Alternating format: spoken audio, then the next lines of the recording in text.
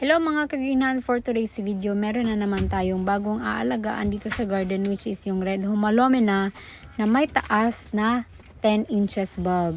Yung ginawa natin ay nilinisan natin ang buong ugat para ma-change natin ang kanyang potting mix na angkop dito sa ating garden. So yung gagawin natin dito is air layering method. Pagkatapos nating maripot gamit ang ating potting mix, naghanda dyan si Sir Jay ng 4 na bamboo stick para dyan ilalagay yung empty na disposable cup para sa kanyang gagawing air layering method. Half cut na rin po niya ang bulb. Meron yan siyang nilagay na plantag para palatandaan na half cut na ang halaman. Gamit ang soldering iron, binutasan dyan ni Sir Jay ang empty disposable cup pati yung pot para malagyan po niya ng garden cable tie para hindi gagalaw yung ating mga bamboo stick at para hindi na rin ma-stress yung gagawin nating air layering method sa ating home bulb.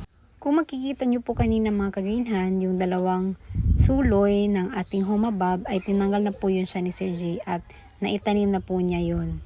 Kung gagawin yung pagkakakitaan ang paghahalaman, isa sa pinakamagandang i-collect ay ang red humalomena kasi sobrang dali lang po ang kanyang pagpaparami. Aside po sa bulb cutting na isa sa paraan sa pagpapropagate ng mga humalomena, meron din tayong tinatawag na through seeds propagation. Kaya lang, it would take many years bago ka maka-harvest ng mga seeds. Sa ngayon, nilalagyan na ngayon ni Sir Jay ng dried sphagnum moss ang ating inner layer na humalomena bulb. Tapos, malagyan ng dried sphagnum moss.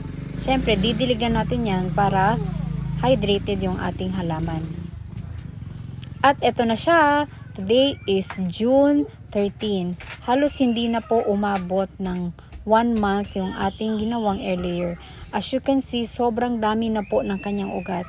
Ito yung sinasabi ko mga kaginhan, isa talaga ito sa pinakamagandang investment kasi napakadali lang po ng kanyang ROI. Lalong-lalo na kapag tama ang iyong gagawing way of propagation. Ayan na at nilipat na natin siya at nilagay natin siya dito sa ating mixture na may halong rooting hormone at syempre ang ating fertilizer.